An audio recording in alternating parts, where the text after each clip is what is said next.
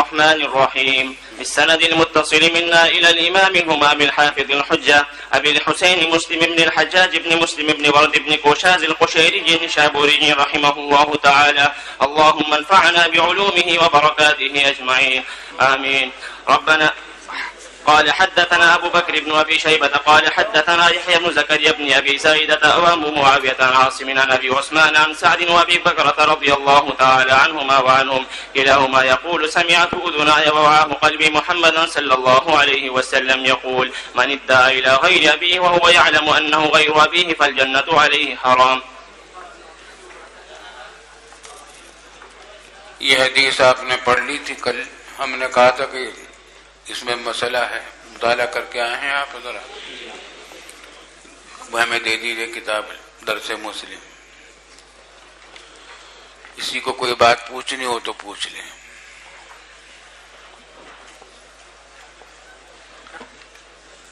سمجھ میں آ گئی تو پوری بحث سمجھ میں آ گئی نا آپ حضرات کے؟ سر جی سوال ہے جی. سر جی جو جاہلی نکاح ہے تو اس میں اور زنا میں کیا فرق ہے؟ وہ نکاح ہے یا زنا ہے؟ جاہلی نکاح ہے نا سر جی, وہ ایک بندی کے ساتھ مختلف لوگ ہوتی کیا کرتے ہیں. جاہلیت کے جو نکاح تھی شریعت نے ان کا ثابت, اس سے جو بچے پیدا ہوئے ان کو ثابت و نسب قرار دیا. صحابہ کرام کی بڑی تعداد نکاح جاہلیت سے پیدا ہوئی تھی تو اس کو ثابت النسب قرار دے دیا تھا. لیکن آئندہ کے لیے قانون یہ بنا دیا گیا تھا الولد للفراش وللآخر الحجر. بات سمجھ میں آ گئی؟ جی. باب بیان قول النبی صلی اللہ علیہ وسلم. کچھ پوچھنا اور کسی کو کچھ پوچھنا تو نہیں ہے؟ سر جی کل کے سبق میں آیا تھا باب و خصال المنافق سے پہلے حدیث ہے وَالتَّوْبَةُ مَعْرُوضَةٌ بَعْدُ, اس کا کیا مطلب ہے؟ کہاں؟ باب خصال المنافق سے اوپر وَالتَّوْبَةُ مَعْرُوضَةٌ بَعْدُ. وَالتَّوْبَةُ مَعْرُوضَةٌ بَعْدُ مطلب ہے کہ توبہ کا دروازہ کھلا ہوا ہے. توبہ پیش کی ہوئی ہے اللہ کی طرف سے. مطلب ہے کہ اللہ کی طرف سے توبہ کا دروازہ کھلا ہوا ہے. کوئی توبہ تک کر لے تو سارے گناہ معاف ہو جائیں گے اور سب ٹھیک ہو جائے گا. جی جی. باب بيان قول النبي صلى الله عليه وسلم سباب المسلم فسوق وقتاله كفر. وبه قال حدثنا محمد بن بكار. یہ لکھا ہے ایک نکاح جاہلی کا طریقہ یہ تھا کہ کسی باندی سے اس کا مالک بھی مباشرت کرتا تھا اور نکاح جاہلی کی بنا پر دوسرے لوگ بھی ایک ہی باندی سے نکاح جاہلی کر لیتے تھے. باندی سے مباشرت کرتا تھا مالک بطور مالک کے, اور نکاح جاہلی کی بنیاد پر شوہر نکاح کرتا تھا, شادی مباشرت کرتا تھا, اور ایک ہی وقت میں کئی نکاح کر لیتے تھے جاہلیت کے. اس نے بھی نکاح کر, شوہر کئی ہیں ایک عورت کے. تو پھر ایسی باندی کے بچوں کے ثبوت نسب کا طریقہ جس سے متعدد مردوں نے نکاح جاہلی کی بنا پر مشارت کی ہو یہ تھا کہ وہ باندی مباشرت کرنے والے جس مرد کو متعین کر دیتی تھی وہی اس کا بچہ مانا جاتا تھا. باندی جس کو کہہ دے کہ یہ فلاں بچہ جو ہے فلاں کا ہے, وہ بچہ اسی کی طرف منسوب ہوتا تھا. جب اسلام آیا تو اسلام نے ان کو ثابت النسب قرار دے دیا. یہ ہے ثابت النسب قرار دے دیا. لیکن آئندہ کے لیے ثبوت نسب کے قوانین وضع کر دیے گئے اور قاعدہ یہ مقرر کر دیا آخری. بات سمجھ میں آ گئی؟ تو ابو سفیان نے زنا نہیں کیا تھا. مغالطہ جو لگا مودودی صاحب کو یہ لگا, انہوں نے اس کو زنا سمجھا, حالانکہ زنا نہیں تھا, نکاح جاہلی تھا. اس سے ثابت النسب قرار دیا جائے گا اس زمانے کے لوگوں کو, اس زمانے کی مباشرت کا نتیجے میں جو بچہ پیدا ہوا. جی. اور کسی کو کچھ پوچھنا تو نہیں تھا اس میں؟ نہیں. چلیے آگے. باب بيان قول النبي صلى الله عليه وسلم سباب المسلم فسوق وقتاله كفر. وبه قال حدثنا محمد بن بكار بن الريان وعون بن سلام قال حدثنا محمد بن طلحة قال وحدثنا محمد بن المثنى قال وحدثنا عبد الرحمن بن مهدي قال حدثنا سفيان قال وحدثنا محمد بن المثنى قال حدثنا محمد بن جعفر قال حدثنا شعبة كلهم عن زبيد عن أبي وائل عن عبد الله بن مسعود رضي الله تعالى عنه عنه وعنهم قال قال رسول الله صلى الله عليه وسلم سباب المسلم فسوق وقتاله كفر. کسی مسلمان کے ساتھ گالم گلوچ کرنا یہ فسوق ہے اور اس سے قتال کرنا کفر ہے. وہی کفر دون کفر، بلکہ تفصیل ہے اس میں.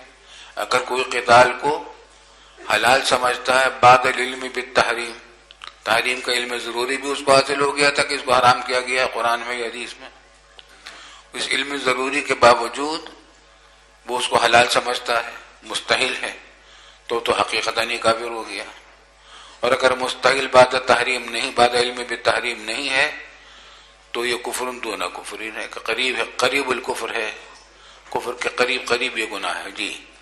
قال زبيد فقلت لأبي وائل. اچھا اب یہ جگہ جگہ آئے گا کفر دون کفرین کفر، تو بس صرف یہ جوابات چلیں گے. جی. قال زبيد فقلت لأبي وائل أنت سمعته من عبد الله رضي الله تعالى عنه يرويه عن رسول الله صلى الله عليه وسلم؟ قال نعم. وليس في حديث شعبة قول زبيد لأبي وائل. وبه قال حدثنا أبو بكر بن أبي شيبة ومحمد بن المثنى عن محمد بن جعفر عن شعبة عن منصور قال وحدثنا ابن نمير قال حدثنا عفان قال حدثنا شعبة عن الأعمش كلاهما عن أبي وائل عن عبد الله رضي الله تعالى عنه وعنهم عن النبي صلى الله عليه وسلم بمثله. باب بيان معنى قول النبي صلى الله عليه وسلم لا ترجعوا بعد كفارا يضرب بعضكم رقاب بعض. وبه قال حدثنا أبو بكر بن أبي شيبة ومحمد بن المثنى وابن بشار جميعا عن محمد بن جعفر عن شعبة قال وحدثنا عبيد الله بن معاذ واللفظ له قال وقال حدثنا أبي قال حدثنا شعبة عن علي بن مدرك سمع أبا زرعة يحدث عن جده جرير رضي الله تعالى عنه وعنهم قال لي النبي صلى الله عليه وسلم في حجة الوداع استنصت الناس ثم قال لوگوں کو خاموش کرو. یہ حدیث بخاری میں تفصیل کے ساتھ آ چکی. جی. ثم قال لا ترجعوا بعد كفارا يضرب بعضكم رقاب بعض. تفصیل آ چکی ہے بخاری میں. جی. وبه قال حدثنا عبيد الله بن معاذ قال حدثنا أبي قال حدثنا شعبة عن واقد بن محمد عن أبيه عن ابن عمر رضي الله تعالى عنهما وعنهم عن النبي صلى الله عليه وسلم بمثله.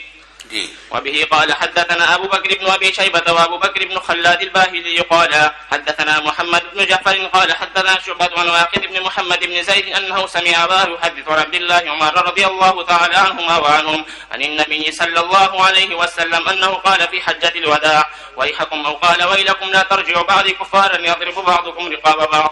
ويحكم اور ويلكم یہ تعجب کے اظہار کے طور پر بھی کیا جاتا ہے اور امدار ہمدردی کے طور پر بھی کیا جاتا ہے. جی.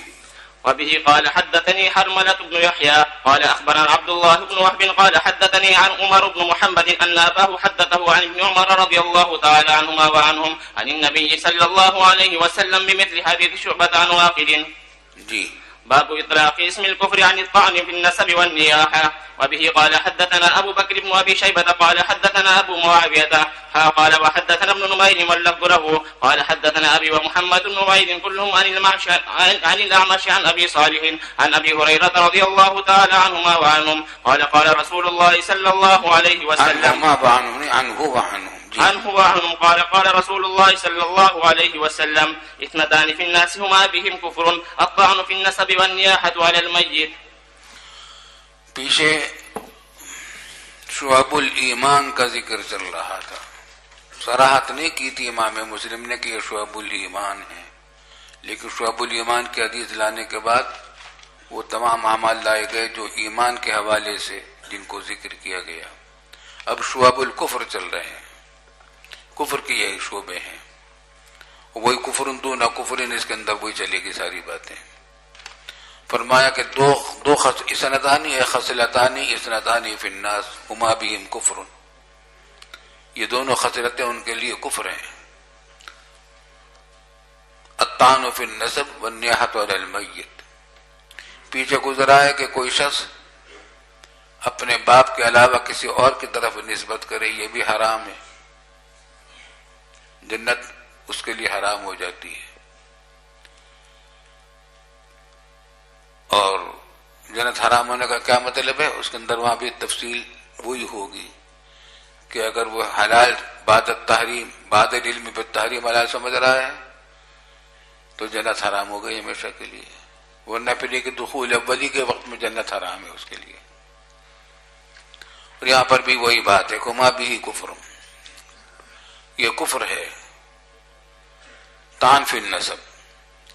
تو جس طریقے سے کہ آدمی اپنے نسب کو اعلیٰ درجے کا نسب ظاہر کرنے کے لیے جھوٹ بولے، اسی طریقے سے یہ بھی جائز نہیں کہ کم نسب والے کو آدمی کو تانا دے کہ تم تو جلاہے ہو، تم تو قصائی ہو. یہ تانا دینا بھی حرام ہے اور وہی کفر کے درجے میں ہے.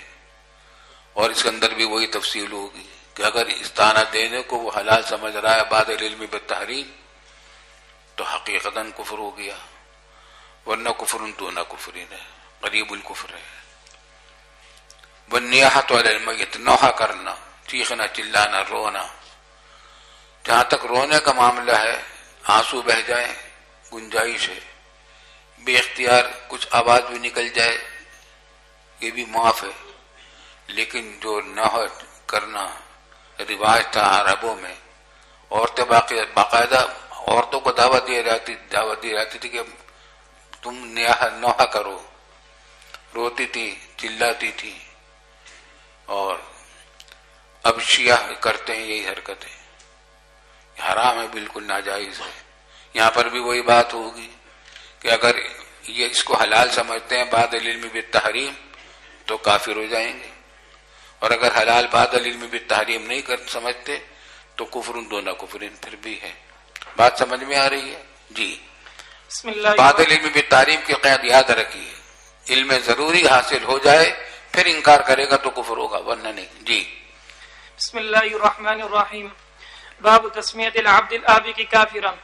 وبه قال حدثني علي بن حجر السعدي قال حدثنا اسماعيل يعني بن علية عن منصور بن عبد الرحمن عن الشعبي عن جرير رضي الله عنه أنه سمعه يقول أيما عبد أبق من مواليه أيما عبد أبق من مواليه فقد كفر حتى يرجع إليه. قال منصور قد والله روي عن النبي صلى الله عليه وسلم ولكني أكره أن يروى عني هاونا بالبصرة. کون پڑھ رہا ہے؟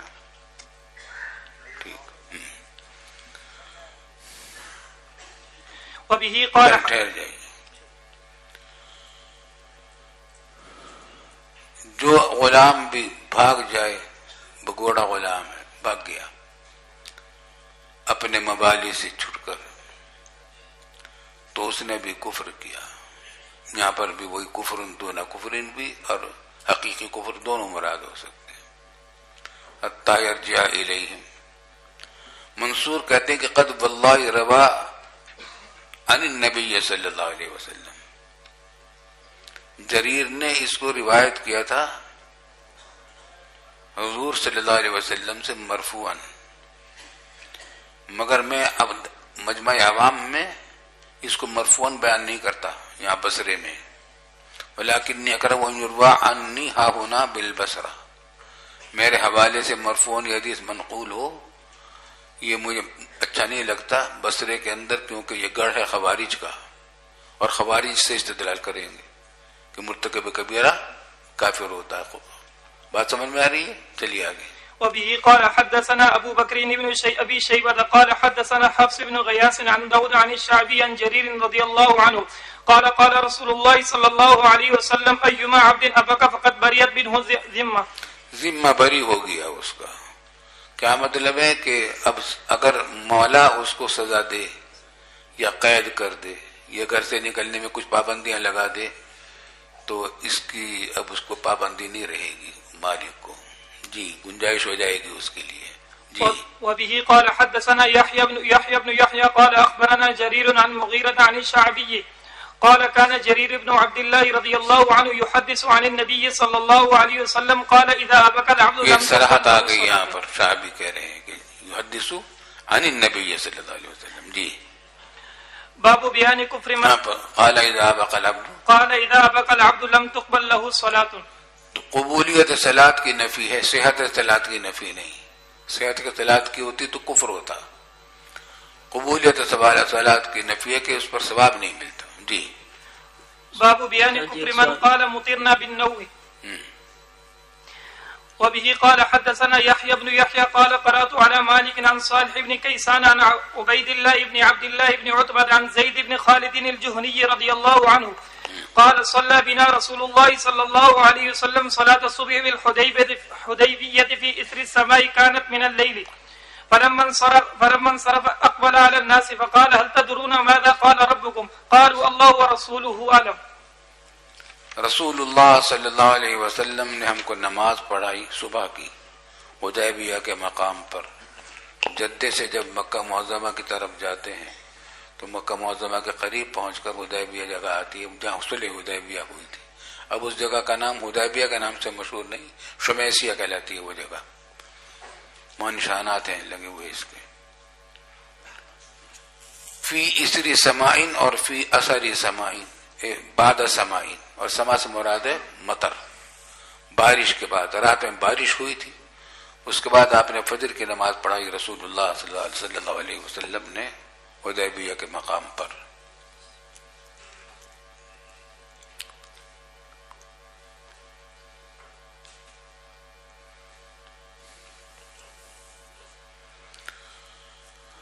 جو رات میں ہوئی تھی بارش، سما سے مراد ہے بارش.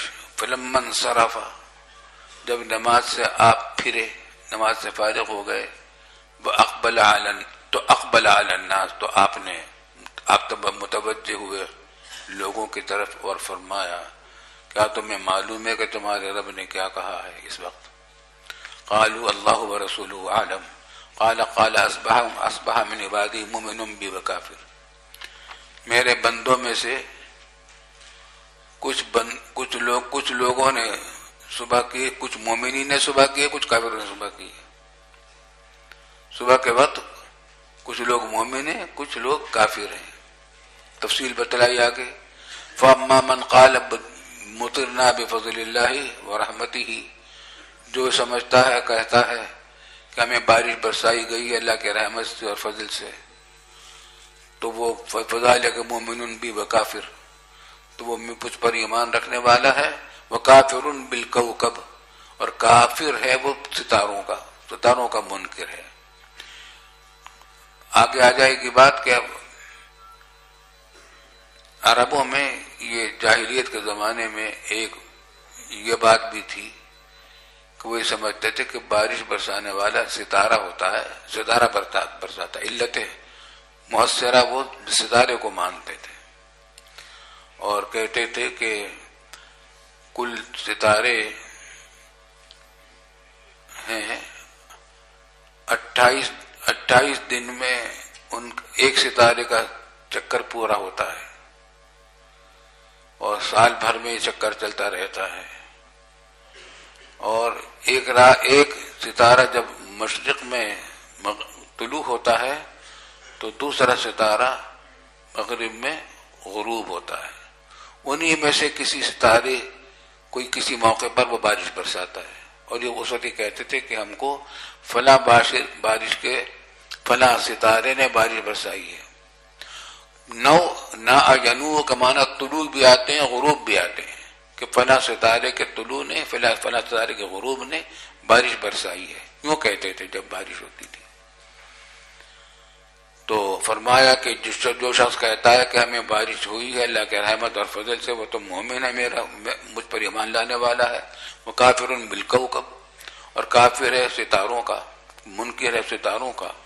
اور جو کہتا ہے کہ مطرنا بنوع کذا و کذا، فلاں فلاں ستارے کے طلوع سے ہمیں بارش برسائی گئی ہے. فلاں فلاں ستارے یہ ان ستاروں کے نام ہیں، وہ ان سے کنایا ہے. فذلک کافر بھی مومن بالکوکب، تو وہ میرا منکر ہے اور ستاروں کا قائل ہے، ان کو مانتا ہے، ان کو ایمان رکھتا ہے. جی لیکن خوب سمجھ لیجیے، اگر اب آج بھی محکمہ موسمیات کہتا ہے کہ فلاں شہر میں ہوا کے دباؤ کم ہونے کی وجہ سے بارش ہوگی یا ہونے والی ہے، تو یہ سبب کے طور پر کہتا ہے، علت کے طور پر نہیں. مطلب ہی کہ بارش تو برسانے والا اللہ تعالیٰ ہے، لیکن اس کا سبب یہ ہے. تو سبب کے طور پر اگر کوئی ذکر کرے تو اس کی گنجائش ہے، علت کے طور پر نہیں. علت حقیقی تو اللہ رب العالمین کا ارادہ اور حکم ہے. جی وبه قال حدثني حرملة بن يحيى وعمر بن السواد العامري ومحمد بن سلمة المرادي قال المرادي رحمه الله تعالى حدثنا عبد الله بن باب عن يونس وقال الآخران أخبرنا ابن وهب قال أخبرني يونس عن ابن شهاب قال حدثني عبيد الله بن عبد الله بن عتبة أن أبا هريرة رضي الله عنه قال قال رسول الله صلى الله عليه وسلم ألم تروا إلى ما قال ربكم عز وجل قال ما أنعمت على عبادي من نعمة إلا أصبح فريق بها كافرين يقولون الكوكب وبالكواكب امطرنا الكوكب ومطرنا بالكواكب. جی.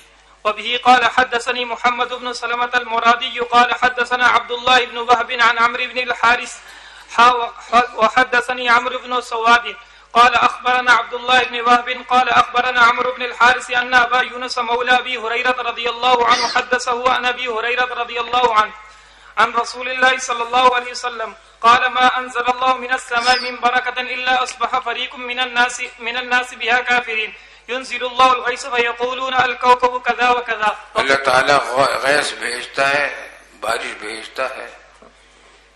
فیقولون الکوکب کذا وکذا کذا وکذا امطرنا. جی. وبه قال حدثني عباس بن عبد العظيم العنبري قال حدثنا النضر بن محمد قال حدثنا عكرمة بن وهو ابن عمار قال حدثنا أبو زميل قال حدثني ابن عباس رضي الله عنهما قال مطر الناس على عهد رسول الله صلى الله عليه وسلم فقال النبي صلى الله عليه وسلم أصبح من الناس شاكر ومنهم كافر قالوا هذه رحمة الله وقال بعض لقد صدقنا كذا وكذا. قال فنزلت هذه الآية فلا أقسم بمواقع النجوم حتى بلغ وتجعلون رزقكم أنكم تكذبون. وتجعلون رزقكم شکر رزقکم انکم تکذبون.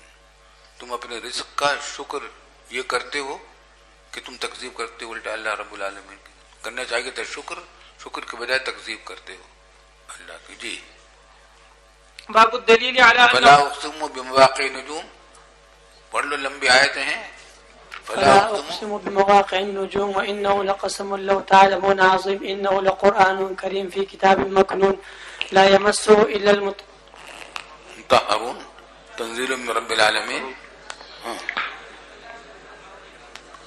افانتم مدنون وتدعون انکم تکذبون. مواقع النجوم سے مراد ہے جہاں مقام یا وقت غروب کا, ستاروں کے غروب کا وقت اور مقام. جی. ایک سوال ہے. جی. صحیح گزشتہ باب میں گزرا کہ غلام اگر بھاگ جائے تو کون سا بول رہے ہیں؟ 338 نمبر اوپر. 338 نمبر. اچھا ہاں. جی. صحیح گزشتہ باب میں یہ مذکور ہے کہ غلام اگر بھاگ جائے تو یہ اس کے لیے گناہ ہے اور نماز وغیرہ اس کی قبول نہیں ہوگی. تو صحیح اگر ایسا غلام ہے یعنی وہ حر الاصل تھا, اس کو بعد میں غلام بنا دیا گیا اور بیچ دیا گیا, تو وہ اب دوسرے مالک سے بھاگ سکتا ہوگا یا نہیں, اس کی گنجائش ہے؟ پھر کہیے, ہمیں سمجھ نہیں آیا آپ نے کیا کہا. اگر ایک غلام ایسا تھا کہ حر الاصل تھا لیکن لوگوں نے پکڑ کے اس کو غلام بنا دیا. آزاد تھا جی, غلام بنا دیا جی, اس کو تو تھا یہ بھاگ جائے فوراً بھاگ جائے. چلے آگے. باب الدليل على أن حب الأنصار وعلي رضي الله عنه من الإيمان وعلامته وبغضهم من علامات النفاق. وبه قال حدثنا محمد بن المثنى قال حدثنا عبد الرحمن بن مهدي عن شعبة عبد الرحمن بن مهدي عن شعبة عن عبد الله بن جبر قال سمعت أنس رضي الله عنه وعنهم قال رسول الله صلى الله عليه وسلم آية المنافق بغض الأنصار وآية المؤمن حب الأنصار. پڑھ چکے ہیں آپ یہ حدیث تفصیل سے. جی. وبه قال حدثنا يحيى بن حبيب الحارثي قال حدثنا خالد يعني بن الحارث قال حدثنا شعبة عن عبد الله عن أنس رضي الله عنه وعنهم عن النبي صلى الله عليه وسلم أنه قال حب الأنصار آية الإيمان وبغضهم آية النفاق. وبه قال وحدثني زهير بن حرب قال حدثني معاذ بن معاذ وحدثنا عبيد الله بن معاذ واللفظ له قال حدثنا أبي قال حدثنا شعبة عن عدي بن ثابت قال سمعت البراء رضي الله عنه وعنهم يحدث عن النبي صلى الله عليه وسلم أنه قال في الأنصار لا يحبهم إلا مؤمن ولا يبغضهم إلا منافق من أحبهم أحبه الله ومن أبغضهم أبغضه لعدي سمعته من البراء رضي الله عنه سمعته من البراء قال هل سمعته جی قال إياي حدث جی مجھ سے خود ہی سے براہ راست مجھ سے کہا تھا جی جی بسم الله الرحمن الرحيم وبه قال حدثنا قتيبة بن سعيد قال حدثنا يعقوب يعني عبد الرحمن القاري عن سهيل عن أبيه عن أبي هريرة رضي الله تعالى عنه وعنهم أن رسول الله صلى الله عليه وسلم قال لا يبغض الأنصار رجل يؤمن بالله واليوم الآخر. وبه قال وحدثنا عثمان بن محمد بن أبي شيبة قال حدثنا جرير وقال حدثنا أبو بكر بن أبي شيبة قال حدثنا أبو أسامة كلاهما عن الأعمش عن أبي صالح عن أبي سعيد رضي الله عنه وعنهم قال قال رسول الله صلى الله عليه وسلم لا يبغض الأنصار رجل يؤمن بالله واليوم الآخر. خلاصہ یہ کہ انصار سے اگر تمام انصار سے محبت رکھتا ہے تو وہ نصرت کی وجہ سے رکھتا ہے، اور جو بغض رکھتا ہے تمام انصار سے وہ اسی نصرت کی وجہ سے بغض رکھتا ہے. یہ سب علامت کفر کی ہے. آئی سمجھ میں بات؟ اور وہ محبت رکھنا ایمان کی علامت ہے، علامت ہے، علت نہیں. جی وبه قال وحدثنا أبو بكر بن أبي شيبة قال حدثنا وكيع وأبو معاوية عن الأعمش قال وحدثنا يحيى بن اگر يحيى. کسی ایک انصاری سے کسی کی دشمنی ہو جائے وہ اس میں داخل نہیں. انصار کا صیغہ جمع کا صیغہ استعمال کیا گیا ہے. اگر وہ ایسا کرے گا تو وہ اسی وجہ سے کرے گا کہ اس نے یہ نصرت کرنے والوں میں شامل ہے. جی واللفظ له قال أخبرنا أبو معاوية عن الأعمش عن عدي بن ثابت عن زر قال قال علي رضي الله عنه عنهم والذي فرق الحبة وبر النسمة إنه لعهد النبي صلى الله عليه وسلم إلي ألا يحبني إلا مؤمن ولا يبغضني إلا منافق. یہ حدیث بخاری میں آئی ہے نہیں آئی ہے؟ حضرت علی کی حدیث نہیں آئی ہے، سمجھ لیجیے. حضرت علی رضی اللہ تعالیٰ عنہ نے قسم کھا کر کہا والذی فلق الحبۃ وبرأ النسمہ، قسم ہے اس ذات کی جس نے بیج پھاڑا اور جس نے پیدا کیا جاندار کو. فلق الحبہ، عجیب قسم کھائی ہے. بیج کو جو پھاڑتا ہے وہ اللہ کے علاوہ کوئی نہیں پھاڑ سکتا. ظاہری اسباب میں کسان جو کام کرتا ہے وہ کیا کرتا ہے، زمین میں بیج ڈال دیتا ہے، اس میں کھاد بھی ڈال دیتا ہے، پانی بھی ڈالتا رہتا ہے، زمین کو نرم بھی کر دیتا ہے، سب کچھ کرتا ہے، لیکن اس کو بیج کو پھاڑنے کی کوئی ممکن نہیں، کوئی ذریعہ نہیں سوائے اس کے کہ اللہ رب العالمین یہ کام کرتا ہے. اسی طریقے سے جاندار کو پیدا کرنا سوائے اللہ کے کسی کا کام نہیں. تو قسم کھائی اللہ کے ذات کی ان دونوں صفتوں کے ساتھ کہ اللہ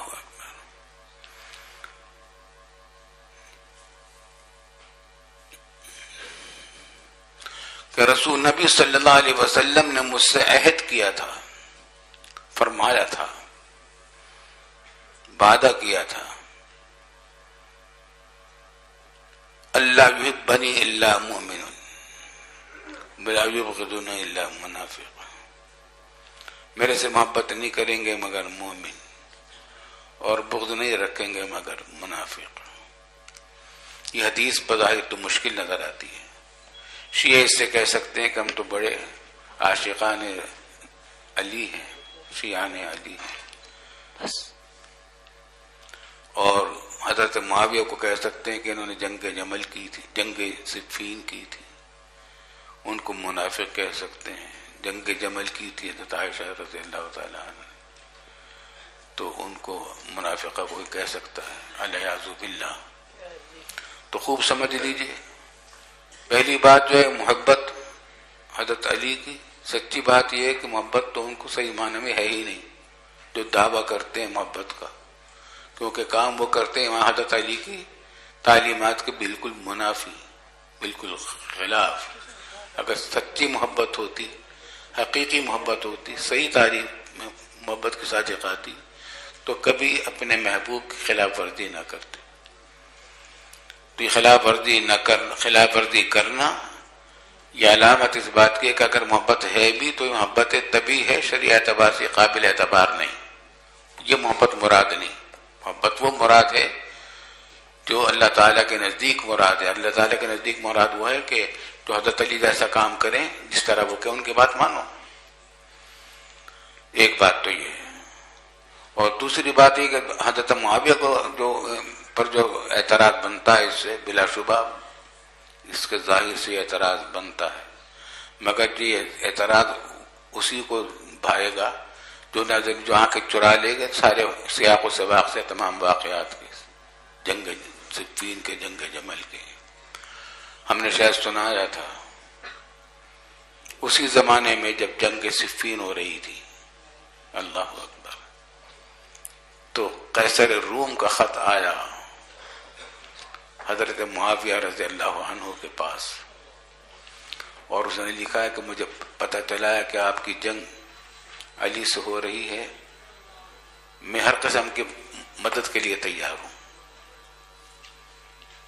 تو اگر کوئی دنیا کے لیے جنگ کر رہا ہوتا حضرت علی سے تو کہتا بھائی آ جاؤ، اہلاً و سہلاً. لیکن حضرت معاویہ رضی اللہ تعالی عنہ نے خط لکھا. ہرقل نہیں تھا، وہ قیصر روم جو بھی تھا، اس کو خط لکھا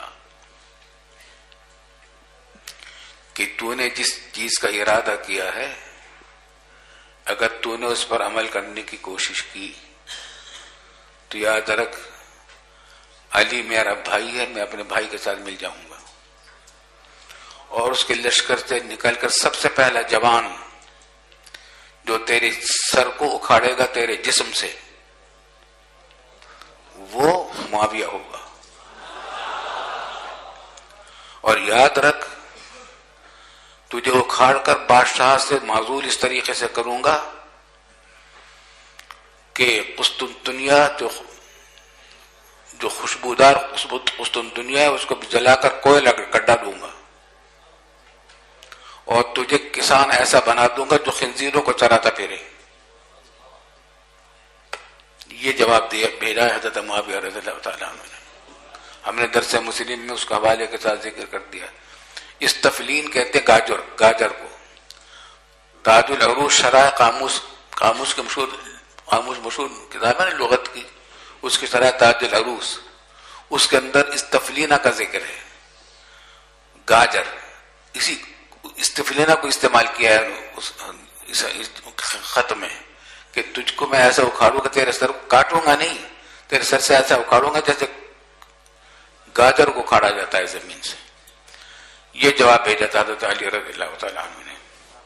یہ علامت ہے اس بات کی کیسے محبتیں تھیں ان کے آپس میں.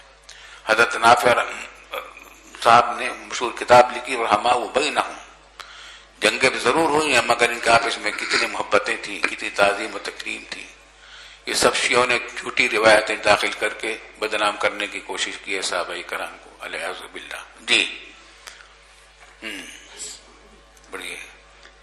باب بيان نقصان الإيمان بنقص الطاعات وبيان إطلاق لفظ الكفر على غير الكفر بالله تعالى ككفر النعمة والحقوق.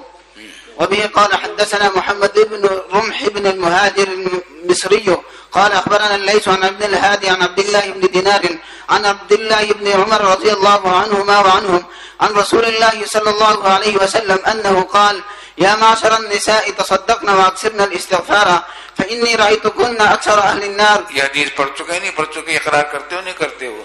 چلو. فقالت امرأة منهن جزلة وما لنا يا ایک رسول عورت الله. جزلہ تھی، ذہین تھی، سمجھدار تھی. اس نے کہا کہ وما لنا یا رسول اللہ اکثر اہل النار، ہمارا کیا ہو گیا ہے کہ ہم اکثر اہل نار ہو گئے حال کوننا اہل النار. قالت تکثرن اللعن وتکفرن العشیر، تم لعنت ملامت زیادہ کرتی ہو اور شوہر کی ناشکری کرتے ہو. پڑھ چکے ہیں تفصیل آگے گزر چکی. اصل وجہ یہ ہے جہنم میں جانے کی. تو ما رأیت من ناقصات عقل ودین اغلب لذی لب منکن، میں نے کوئی ناقص العقل ایسا نہیں دیکھا اور ناقص دین جو زیادہ عقل مند والوں کو کے اوپر زیادہ غالب آ جانے والے ہو تم سے.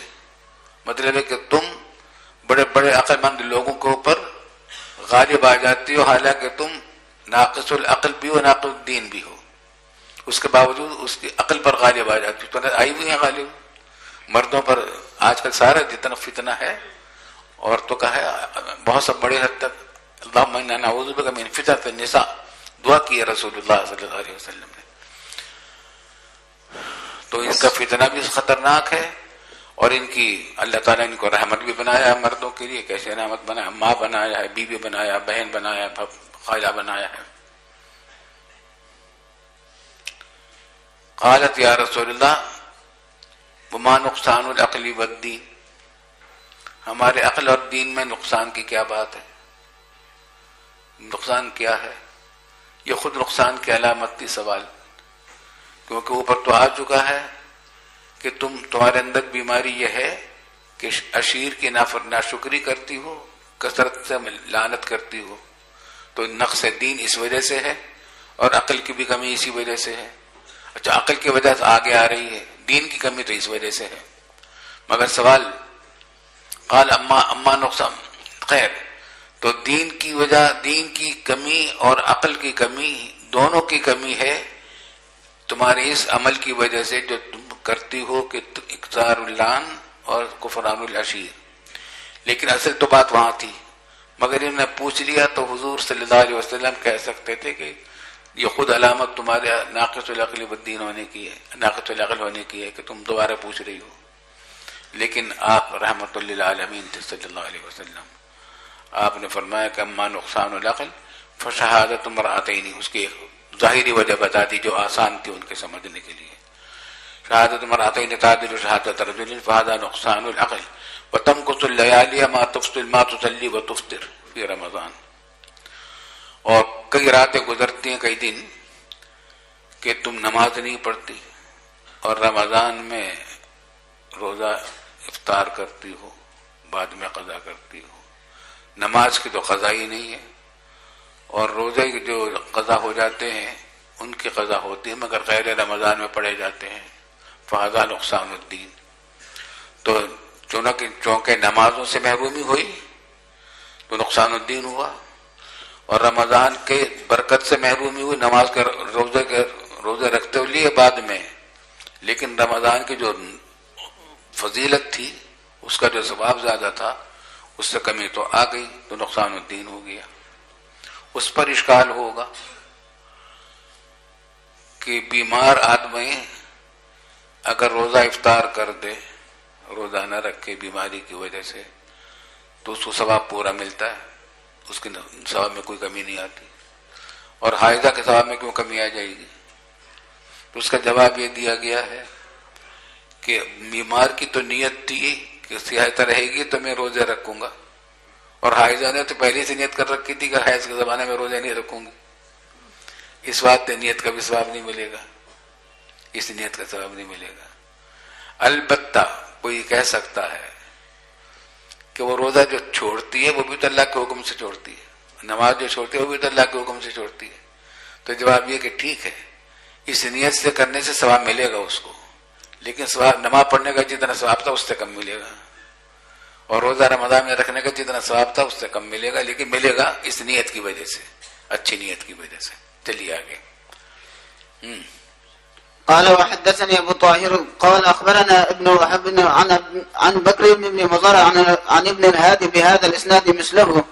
وبه قال وحدثنا الحسن بن علي الحلواني وأبو بكر بن إسحاق قال حدثنا ابن أبي مريم قال أخبرنا محمد بن جعفر قال أخبرني زيد بن أسلم عن أياز بن عبد الله عن أبي سعيد الخدري رضي الله عنهم عن النبي صلى الله عليه وسلم قال وحدثنا يحيى بن أيوب وقتيبة بن سعيد وابن حجر قالوا حدثنا إسماعيل وهو ابن جعفر عن عمرو بن أبي بكر عن ابن أبي عمرو عن المقبري عن ابي هريره رضي الله تعالى عنه عن النبي صلى الله عليه وسلم بمثل معنى حديث ابن عمر رضي الله عنهما عن النبي صلى الله عليه وسلم. باب بيان اطلاق اسم الكفر على من ترك الصلاه.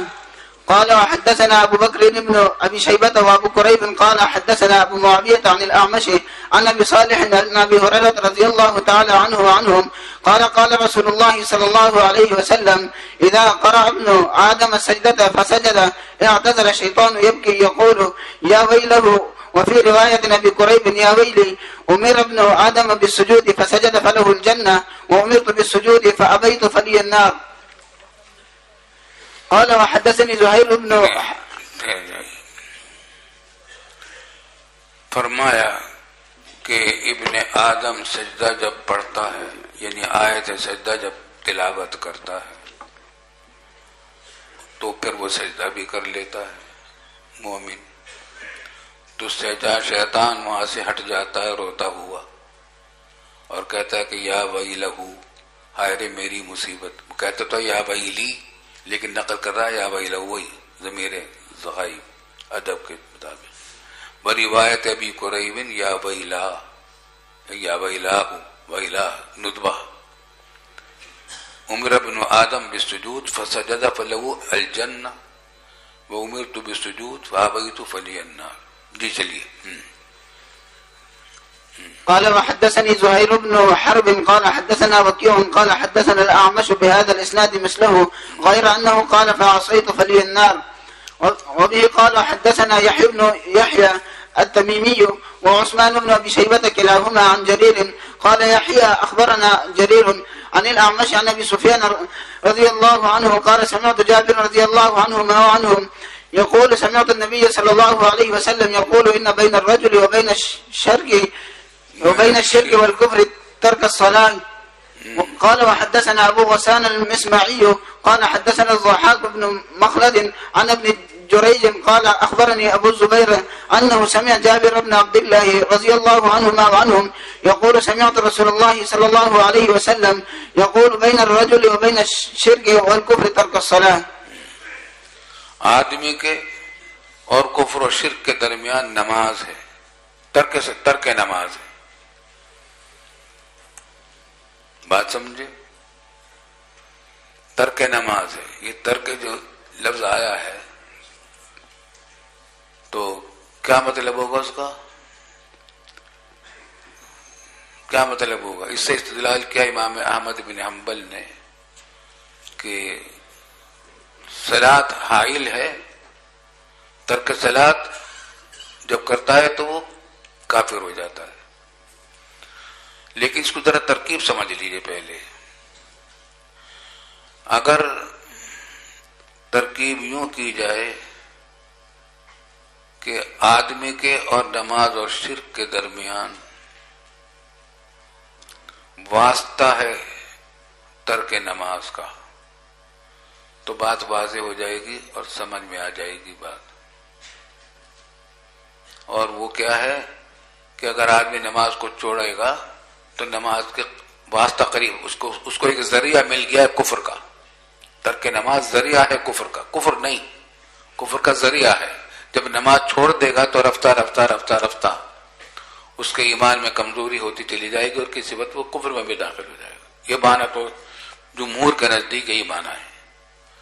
امام احمد بن حنبل کے نزدیک اس کا معنی یہ ہے کہ جو شخص ترک صلاۃ کرے گا وہ کیا ہوگا؟ کافر ہو جائے گا. تو ترک صلاۃ حائل ہے.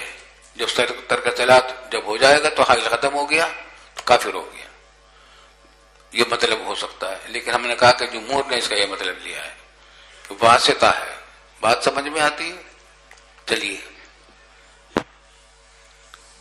اور دوسرے مطلب یہ بھی ہو سکتا ہے کہ یہاں کفر سے مراد کفر دون کفر، واللہ اعلم. خاص حاصل یہ ہے کہ ترک صلاۃ کی وجہ سے آدمی کافر نہیں ہوگا. البتہ ہو سکتا ہے کہ یہ اس زمانے کے لوگوں کی بات ہو، عہد رسالت کی. کچھ زمانے میں ترک صلاۃ صرف کافر ہی کرتے تھے، مسلمان نہیں کرتے تھے. اس کے اعتبار سے واللہ اعلم بالصواب. جی بس اب انعامات کے جلسے میں چلو.